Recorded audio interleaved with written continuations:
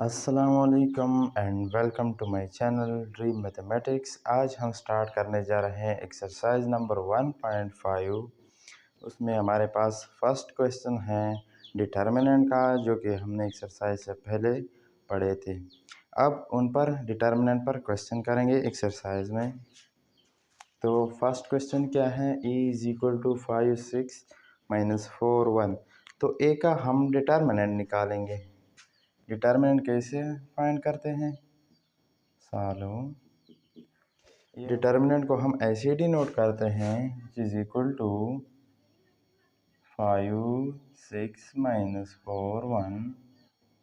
तो इन दोनों को आपस में मल्टीप्लाई करते हैं तो क्या आता है, A determinant equal to 5 cross 1, बीच में माइनस आता है, फिर इन दोनों को आपस में मल्टीप्लाई करते हैं, माइनस 4 क्रॉस 6। तो इससे क्या आता है, A determinant 5 minus 6 cross 4 24, minus 24 आएगा क्योंकि यहाँ पर माइनस है। तो ए डिटर्मिनेंट हमारे पास क्या है, 5, ये माइनस और माइनस प्लस, यहाँ पर क्या आएगा 24। सो ए का डिटर्मिनेंट हमारे पास क्या आया, 5 plus 24 which is equal to 29। तो ये हमारे पास ए का आंसर आया। अब चलते हैं बी की तरफ कि बी का डिटर्मिनेंट हमारे पास क्या आता है। Okay, B is equal to 4 minus 2 5 13। Solution B का determinant equal to 4 minus 2 5 13। B का डिटर्मिनेंट इक्वल टू, फिर इन दोनों को आपस में मल्टीप्लाई करेंगे, 4 क्रॉस 30, फिर बीच में माइनस आएगा, 5 क्रॉस माइनस 2। बी डिटर्मिनेंट हमारे पास क्या आता है, 52, 5 क्रॉस 2 10 माइनस 10, क्या आएगा हमारे पास 52, ये माइनस और माइनस प्लस होगा, प्लस 10। बी डिटर्मिनेंट हमारे पास क्या आया, 62।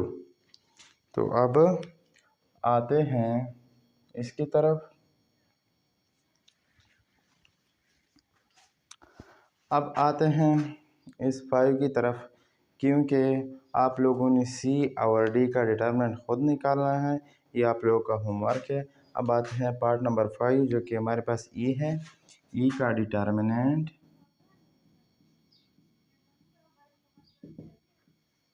Equal to 2p minus 3q r minus s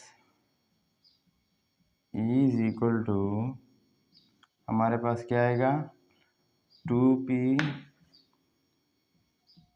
cross minus s, फिर बीच में माइनस आएगा, r ज़रबे माइनस 3q।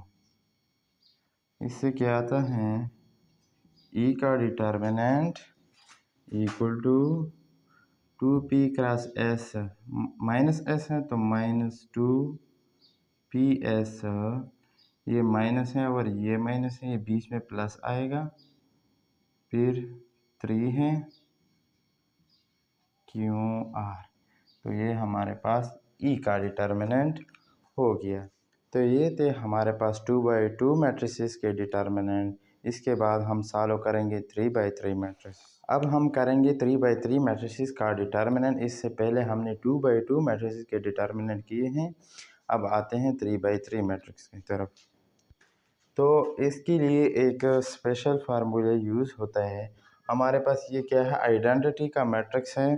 तो अब हम देखते हैं कि आइडेंटिटी मैट्रिक्स का डिटर्मिनेंट क्या आता है। इसका एक फार्मूला है हमारे पास, वो है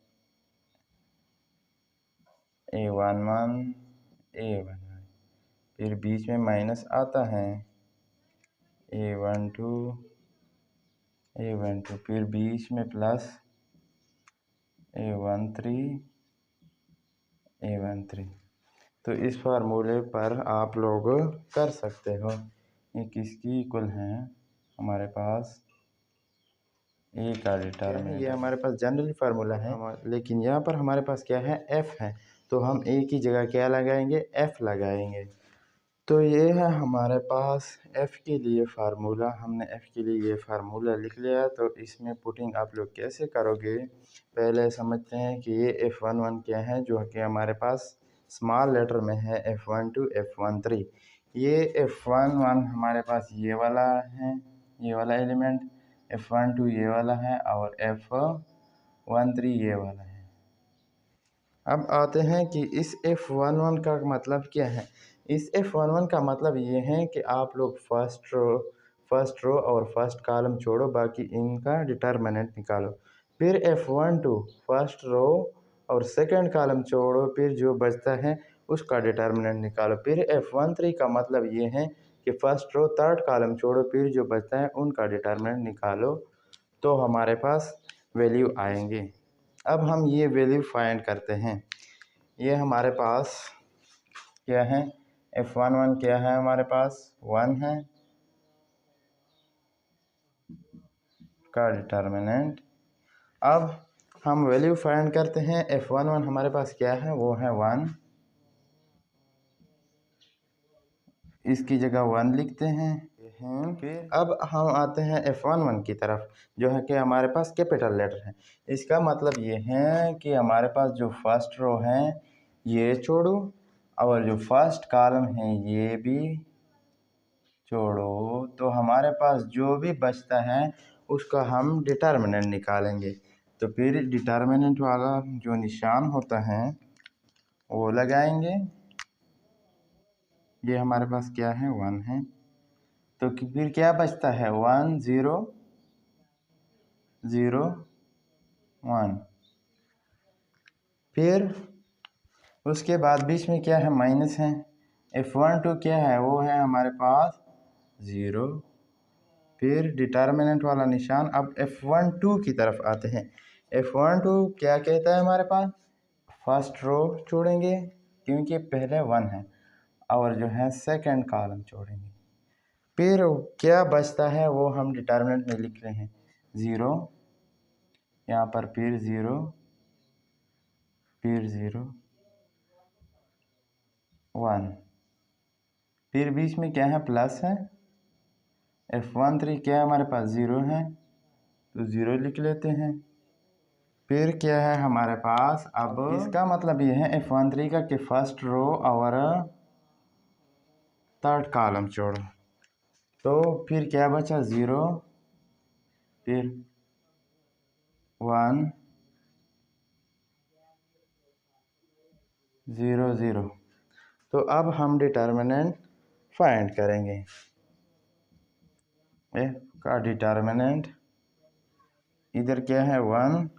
तो जैसे ही हमने 2/2 का डिटर्मिनेंट फाइंड किया था, इसका तरीका भी वैसे है। तो 1 क्रॉस 1 माइनस 0 क्रॉस 0, फिर माइनस यहाँ पर 0 आएगा। तो इसको फाइंड करने की ज़रूरत भी नहीं है। क्यों, क्योंकि यहाँ पर अगर 0 है तो बाकी 0 हो जाते हैं, यहाँ पर 0 है तो बाकी 0 भी 0 आते हैं। लेकिन हम क्या करते हैं, इसको फाइंड करते हैं। फिर 0 क्रॉस 1 माइनस बीच में 0 क्रॉस 0, फिर प्लस है 0 इंटू 0 क्रॉस 0 माइनस 0 क्रॉस 1। फिर क्या आता है हमारे पास, F इक्वल टू 1 आएगा।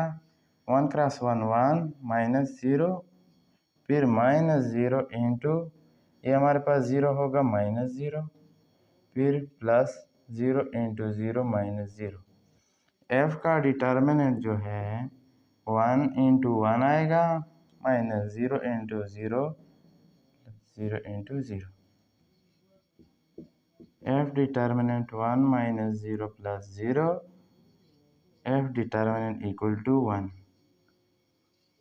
क्योंकि हमारे पास क्या है, आइडेंटिटी का मैट्रिक्स है, आइडेंटिटी का मैट्रिक्स जो भी हो वो 1 क्रॉस 1 हो, 2 क्रॉस 2 हो, 3 क्रॉस 3 हो, 4 क्रॉस 4 हो या n क्रॉस n हो, उसका डिटर्मिनेंट हमेशा हमारे पास 1 आएगा। क्योंकि हमने डिटर्मिनेंट में पढ़ा था कि डिटर्मिनेंट मैट्रिक्स का जो भी आता है वो हमारे पास सिंगल रियल वैल्यू होता है। और रियल नंबर में हमारे पास मल्टीप्लिकेटिव आइडेंटिटी क्या है, वो है हमारे पास 1। तो मल्टीप्लिकेटिव आइडेंटिटी ऑफ मैट्रिसेस से हमारे पास क्या आया, 1 आया।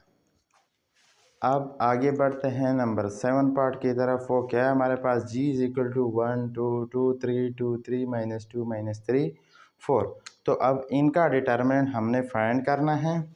उसका पहले फार्मूला लिखते हैं। हमारे पास g का जो डिटर्मिनेंट है वो हमारे पास क्या होगा, g11 माइनस g12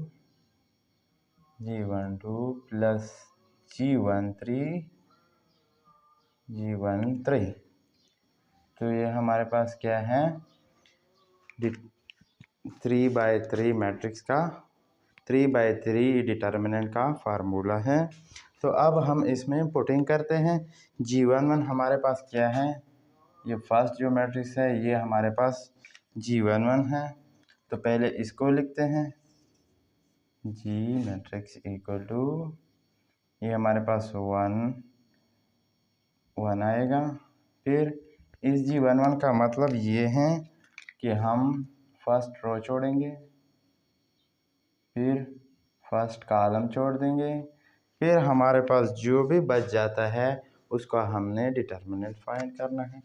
ये हमारे पास क्या है, 2 फिर 3 फिर -3 फिर हमारे पास 4, फिर बीच में क्या है, यहाँ पर माइनस है।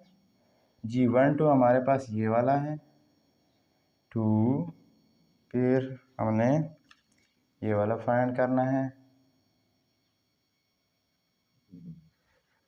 इसका मतलब ये है हमारे पास कि अब क्या है, हमारे पास 1 है मतलब फर्स्ट रो, यहाँ पर 2 है, यहाँ पर मतलब सेकेंड रो में छोड़ना पड़ेगा। मतलब हम सेकेंड रो छोड़ेंगे, फिर जो हमारे पास बच जाता है उसका डिटर्मिनेंट पाएंगे। यहाँ पर क्या बचा, 3, यहाँ पर फिर 3, यहाँ पर -2, फिर यहाँ पर 4, फिर बीच में क्या है, प्लस है। g13 हमारे पास क्या है, ये 2, फिर मैट्रिसेस। अब हम क्या करेंगे, g13 का मतलब ये है हमारे पास कि 1 का मतलब है फर्स्ट रो और 3 का मतलब है कॉलम, कि हम ये वाला छोड़ेंगे, फिर जो भी बच जाता है उसका हमने डिटर्मिनेंट फाइंड करना है। 3 फिर 2 फिर हमारे पास -2 फिर -3। तो अब हम फाइंड कर सकते हैं क्योंकि हमने 2/2 मैट्रिक्स के डिटर्मिनेंट किए हैं, तो हमारे पास इजी है। क्या आएगा, 1 आएगा, यहाँ 1, फिर इंटू 2 क्रॉस 4 माइनस बीच में -3 क्रॉस 3, फिर -2 आएगा, ये 3 क्रॉस 4 -2 क्रॉस 3, फिर +2 आएगा, फिर 3 क्रॉस -3, बीच में -2 क्रॉस 2। अब हम इनको और भी सॉल्व करते हैं। 1 इंटू 2 क्रॉस 4 8 -9 आएगा, फिर -2 इंटू 3 क्रॉस 4 12 माइनस, यहाँ पर 2 क्रॉस 3 -6, फिर +2 इंटू 3 क्रॉस 3 -9 -4। सो जी का जो डिटर्मिनेंट है हमारे पास 1 इंटू 8, ये बीच में 1 माइनस ज़र पे माइनस +9 -2 इंटू 12 माइनस ज़र पे माइनस प्लस 6 फिर प्लस 2 इंटू माइनस 9, ये माइनस ज़र पे माइनस प्लस 4, क्या आएगा g is equal to 8 plus 9 17, फिर माइनस 2 इंटू 18, फिर प्लस 2 इंटू माइनस 5। जी का डिटरमिनेंट हमारे पास क्या है 17 माइनस 2 क्रॉस ज़रबी 18 माइनस 36 प्लस 2 क्रॉस 5 माइनस 10। तो अब क्या बचा हमारे पास इज इक्वल टू 17, ये पहले इन दोनों को ऐड करो, ये आता है -46 प्लस 17 माइनस 29। तो ये हमारे पास क्या आया जी का डिटरमिनेंट। ऐसे ही अगर आप लोगों को कोई भी 3/3 का मैट्रिक्स दिया हो और आप लोगों से डिटरमिनेंट मांगा हो तो फिर पहले ऐसा ही फार्मूला लिख लो, फिर ये सारा मेथड करो तो आपके पास डिटरमिनेंट आ जाएगा। अब आते हैं नेक्स्ट पार्ट की तरफ, वो है हमारे पास part number 8 question number 1 exercise number 1.5। तो अब इसको सॉल्व करते हैं कि ये हमारे पास क्या है। ये है हमारे पास h is equal to 1 0 0 0 b 0 0 0 1। अब इनका डिटरमिनेंट क्या होगा, h डिटरमिनेंट इक्वल टू, पहले यहाँ पर h है तो यहाँ पर होगा h11 capital H11 minus H12 capital H12, फिर प्लस H13 कैपिटल H13। तो स्मॉल h11 क्या है, वो है हमारे पास a है, फिर h12 क्या है वो ये है, फिर h13 क्या है वो ये। तो आप लोगों ने ये क्वेश्चन खुद करना है, मैं डायरेक्ट आंसर लिख लेता हूँ कि हमारे पास क्या आएगा आंसर इसका, h determinant equal to AB minus AC, ये हमारे पास इसका आंसर होगा।